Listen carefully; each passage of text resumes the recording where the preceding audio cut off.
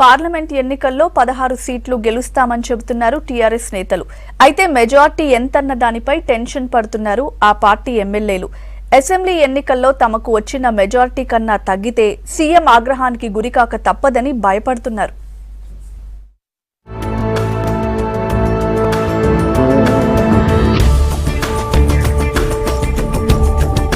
Parliament ఎన్నికలు ముగియడంతో ఫలితాల కోసం ఎదురుచూస్తున్నాయి పార్టీలు.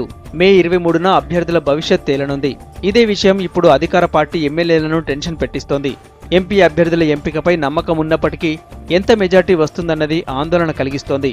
మెజార్టీ తక్కువగా వస్తే తమపై ముఖ్యమంత్రి కేసీఆర్ సీరియస్ అయ్యే అవకాశం ఉందంటున్నారు ఎమ్మెల్యేలు.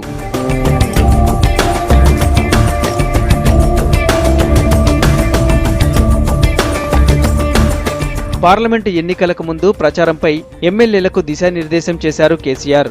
అభ్యర్థి ఎవరైనా అందరూ కలిసి పనిచేయాలని సూచించారు. భారీ మెజార్టీ సాధించాలని ఆదేశించారు.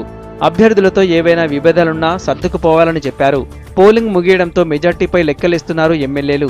సికింద్రాబాద్, మల్కాజ్గిరి, చేవెళ్ల, భువనగిరి, కరీంనగర్, ఖమ్మం, నిజామాబాద్ స్థానాల్లో బీజేపీ, కాంగ్రెస్ నుంచి గట్టి పోటీ ఎదురైందని చెబుతున్నారు.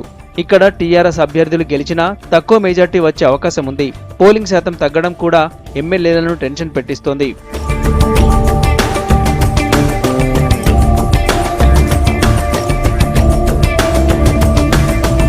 అసెంబ్లీ ఎన్నికల్లో తమకు వచ్చిన మెజార్టీ కంటే ఇప్పుడు తగ్గితే విమర్శలు ఎదుర్కోవాల్సి వస్తుందని భావిస్తున్నారు టీఆర్ఎస్ ఎమ్మెల్యేలు. తాము సరిగా పనిచేయలేదని కేసీఆర్ ఆగ్రహం వ్యక్తం చేసే అవకాశం ఉందని ఆందోళన చెందుతున్నారు.